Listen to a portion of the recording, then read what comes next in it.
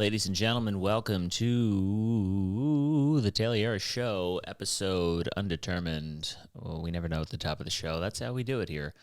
What's going on? This is a late night episode, 9:35, later than usual. I'm going to be up till 1 in the morning. What can you do? I just came back, actually, from a little run. Did a late night run.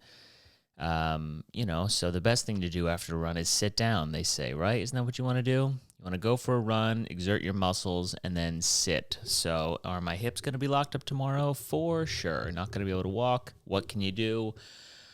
Have really been slacking on the running.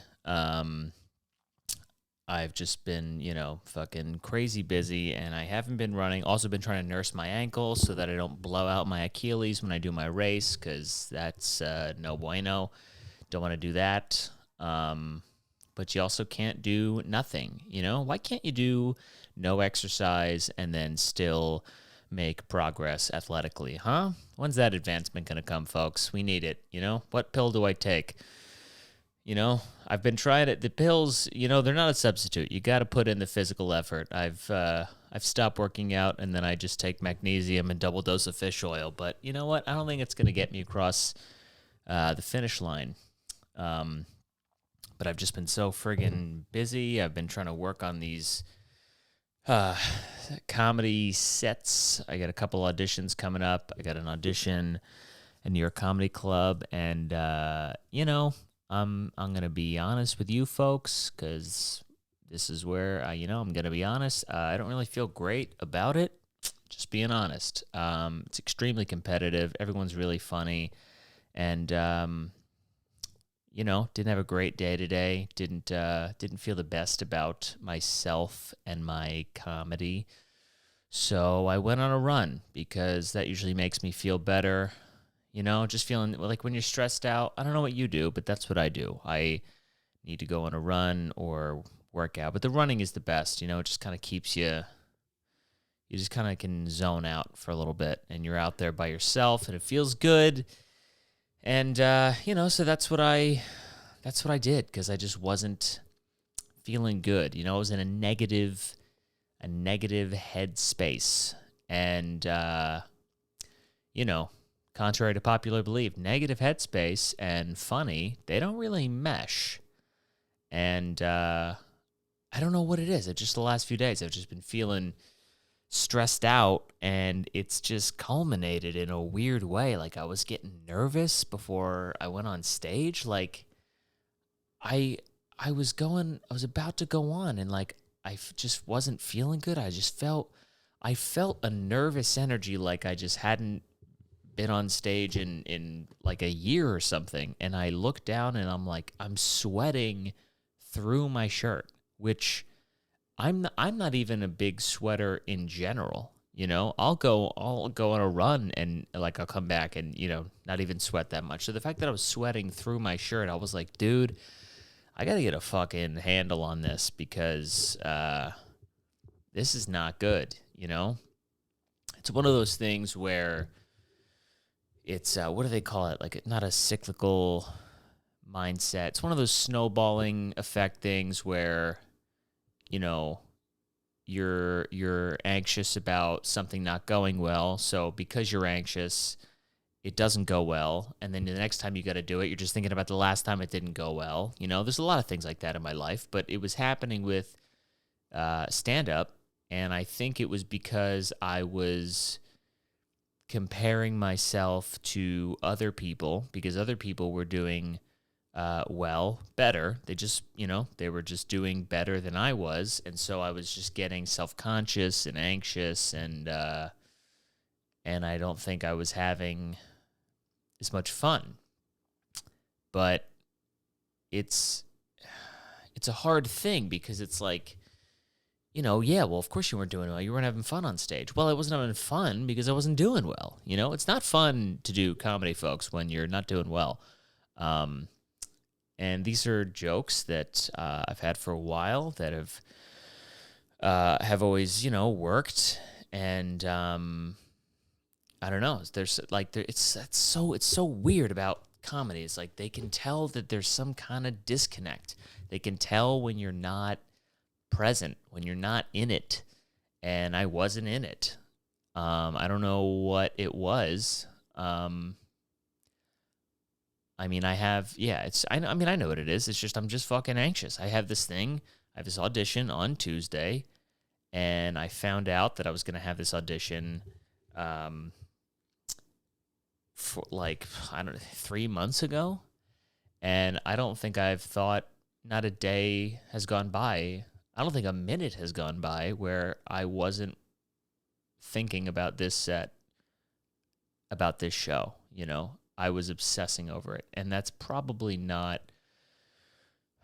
not the best thing to do, you know. So the best thing is to just obsess over something. It's probably not going to make it go well. If 100% of your thoughts are, man, I hope this goes well, probably not going to go well, you know.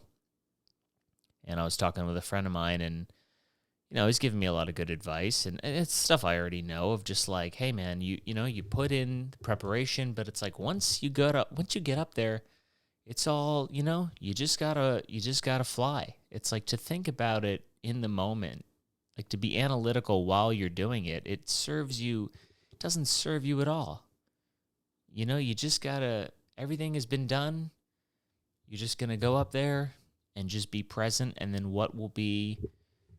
What will be. Is that the phrase? I don't know. You know, and that is good advice, but again, it's harder. It's easier said than done. But there are things you can do, you know. You can meditate, you can breathe and shit. And I haven't been doing that, and yeah, I don't know, man. But today was just like, it was a low point, because it was the last, like, it was one of the, I think it was the last show that I have booked before this set, you know, and it didn't go well. And there's an old, like, theater adage, I think, where, what is it? It's like something, like if the last, in theater, you do like tech performances where you're like running the show with the lights and the costumes and everything for, you know, the first time. And you do that a few times. And there's something like, if the last tech doesn't go well, then the actual show is going to go great. And I hope that, transfers to comedy, because, you know, this was my tech, if you will. And it didn't go great. Now, granted, this show that I just did was, you know, it was at 5:30 in the afternoon. I'm going to call that the afternoon, not the evening. You know, it was still bright outside. Everyone's sober. I had to go first, which is the worst spot on the show. The crowd was, you know, they weren't really warmed up yet. I'm not making excuses. These are just facts. It doesn't, you know, I can still go up and have a good set. And you know, you always want to be the comic that just cracks them open. You know what I mean? We've had that at our show where, you know, sometimes the host that we get doesn't do a great job, and the crowd is still a little bit tight. And then let's say we have a pro comic, you know, like somebody, like a veteran who's just, you know, been doing it forever, and they want to go first because they got another spot to go to. A lot of time it's a good thing, because we're like, oh, that's okay. You go first. They're going to crack the, you know, crowd open. They're going to get them laughing, and then the rest of the show will be great. And you want to be able to be that guy.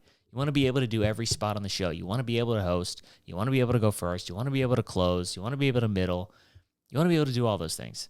And so, you know, this spot, you know, it's only 5 minutes on stage. It's not a lot of time, but you want to be able to go there and just fucking with fucking just killer jokes. And you know, it was okay. It was just okay. There's nothing like, I don't know. It's all information, right? No matter what you could do, what you do up there, you could go up there and the joke bombs. Like, you almost, like when the joke bombs, sometimes it's a lot of information. It's like, all right, this is not this is not working. Sometimes they ooh, or they get tight, and you're like, all right, is this joke is it too dark? Is there some kind of disconnect? Sometimes, like, if the joke is doing well and then one part just bombs, it's like, all right, they probably just don't understand that. Or, like, you can get some information, but there's nothing. I hate a joke where you tell it and then they get that that's the funny part. And they have this laugh that, like, it's like, and then it fucking dies. It's the worst kind of laugh because it's just like, I see what you did. Yeah. It's like when somebody shows you a video that they say is funny and it's really not that funny, and you're just like, oh, man. Geez. That's not the fucking laugh. That's not the laugh that you want. You want the fucking rolling. You want the laugh that, like, when your friend falls or something. I've never laughed harder than when my friend, just trips and eats shit, or just, I don't know, just that sudden, you want that sudden, like, surprise. You love a good surprise.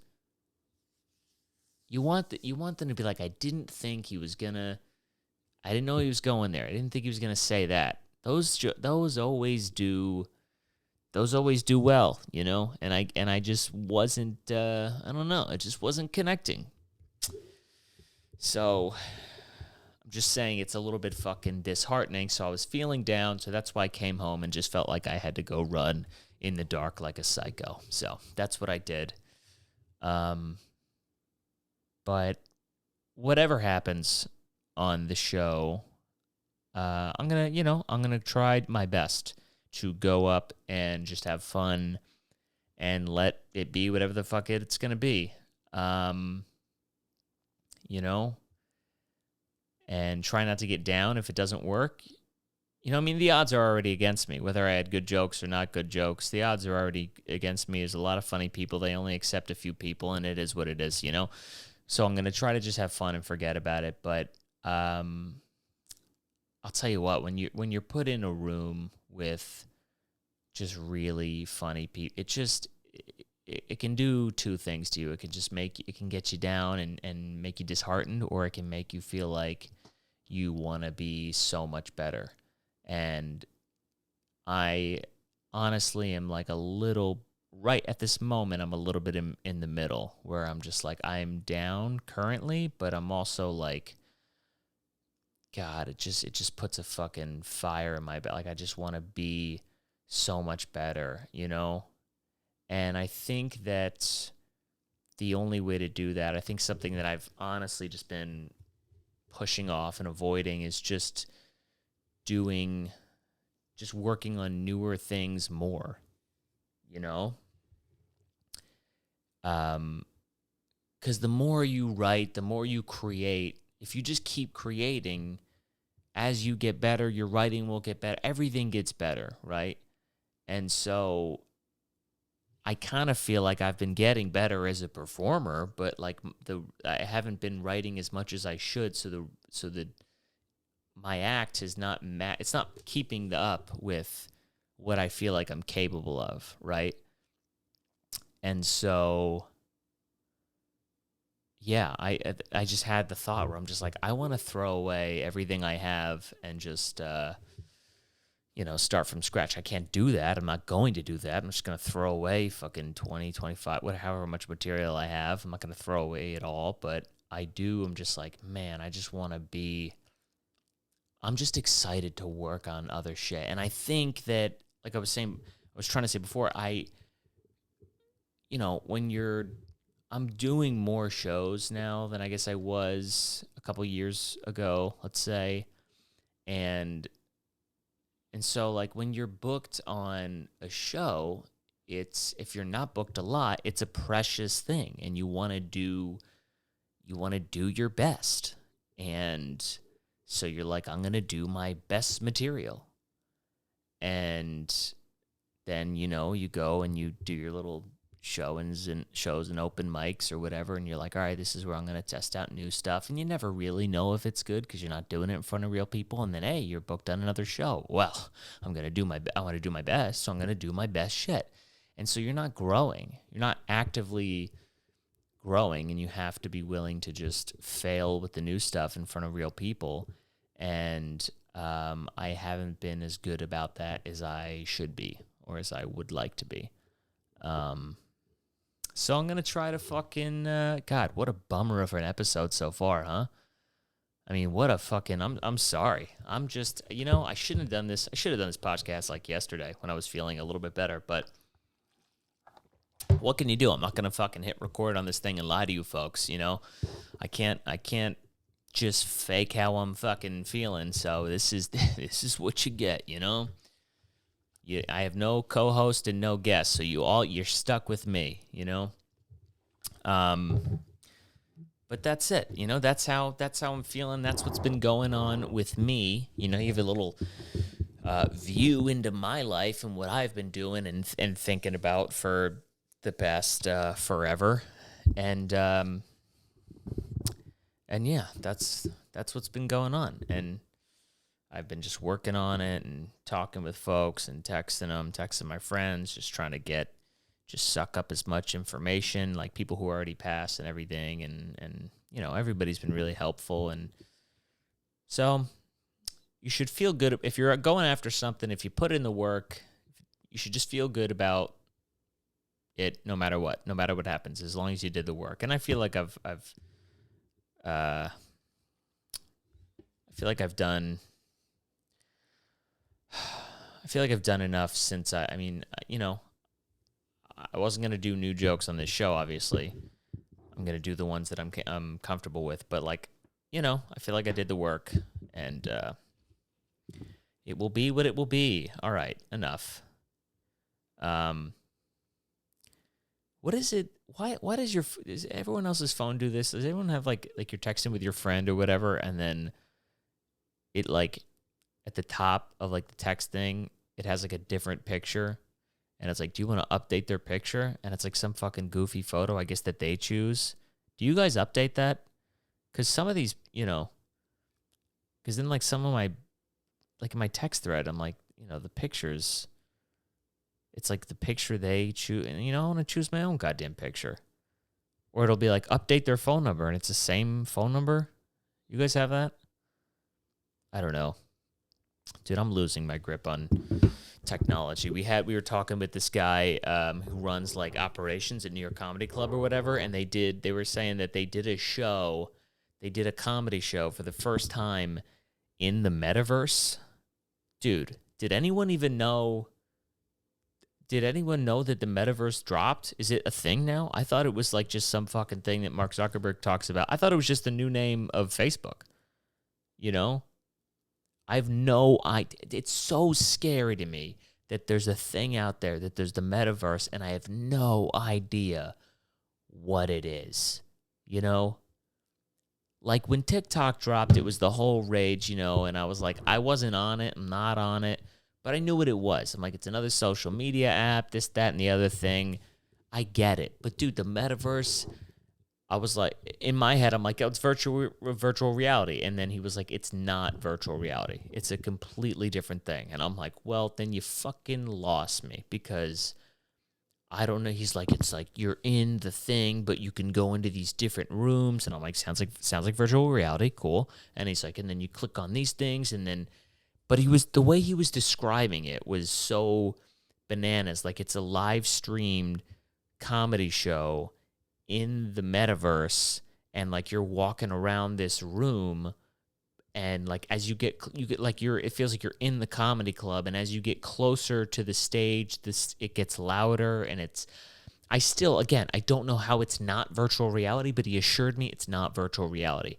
And yeah, I don't know. It's so scary to me that I don't know what it is, because he was dude, this is the future in the next few years. This is going to be everywhere. The amount of money that's going to be able to be made on this in the metaverse, blah, blah, blah, blah, blah. And it's you can't help but feel you're just going to be fucking left behind, It feels you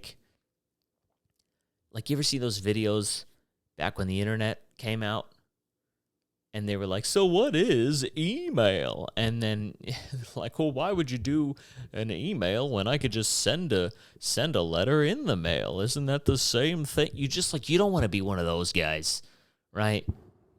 And this is recorded. I could be, you know what I mean? I could look back on this in fucking 4 years and I feel like that guy. I'm still that guy with NFTs. I still don't quite know what it is. I get it now that it's more than just a fucking, a picture and that you own on like digitally. Like you can use it as a thing. Like creators can you could buy the NFT and it gets you access to different things and like. But the way he was talking about NFTs, I mean, he was like, NFTs are going to be used for your medical records. They're going to be used for this and that. Like it's all going to be NFTs. And you just feel like an old geezer being like, I think the system we had before was just fine. I like credit cards and I like cash. Why do my medical records have to be an NFT? Why can't my record just be the record? I mean, and my records are on the computer. What's wrong with the computer?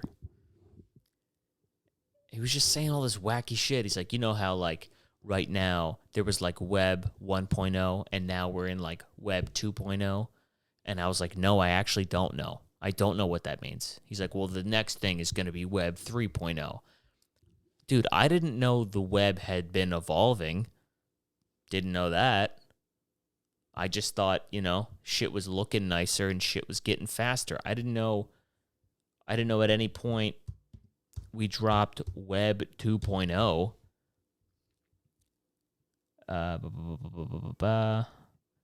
Web 2.0 refers to websites that emphasize user-generated content, ease of use, participatory culture, and interoperability. Okay, here we go. So Web 1.0 is read-only, developer authorship, individual intelligence, software applications, impersonal, yada yada.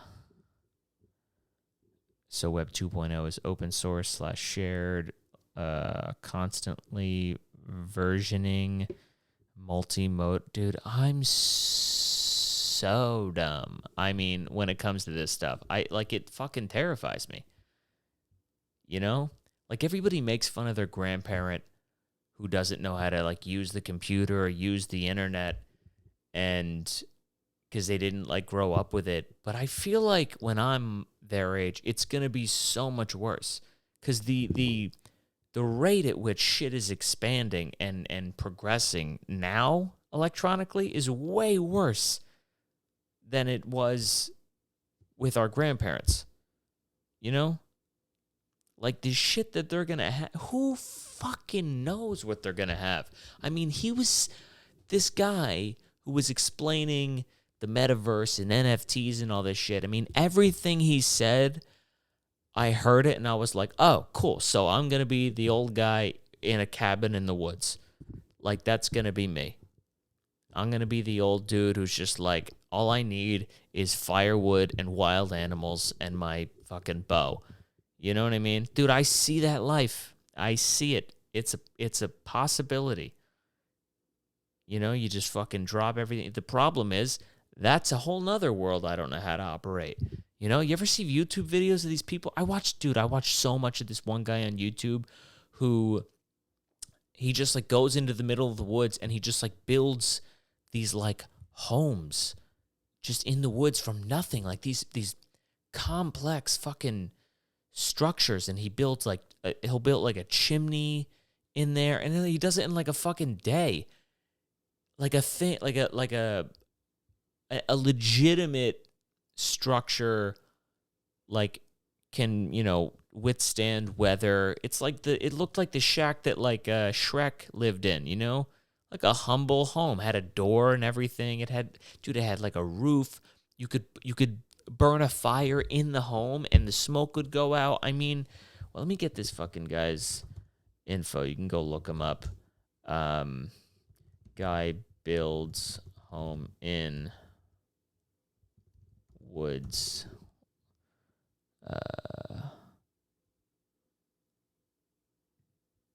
Is this the guy? I think this is him. No, the guy I'm thinking of is older. Shit. God damn it. All right, well, I guess there's a lot of people that do it, but some of these people got like all the fucking tools in the world and shit. This was like an old dude who just had like a fucking hammer and like a bag of cement or something. Yeah, he just had, this might be it, Athos Outdoor Prospector. I don't know. I think this is it. The title of the YouTube video is Building a Complete Survival Mini House with Dead Wood, Pin Needles, Rocks, and Clay. I mean, dude, my panties just dropped. You know what I mean?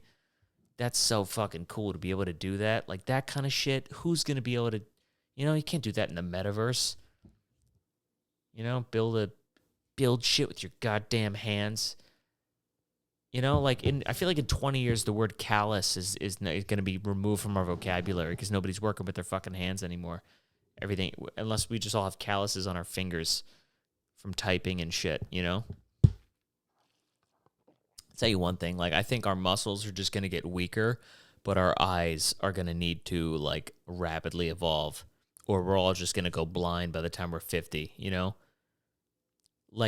you can't even call a kid a nerd for having glasses now because it's like everybody's going to need some kind of corrective eyesight by the time they're fucking 12. Like every kid who's born now, I mean, a screen is shoved in your face at age 6 months.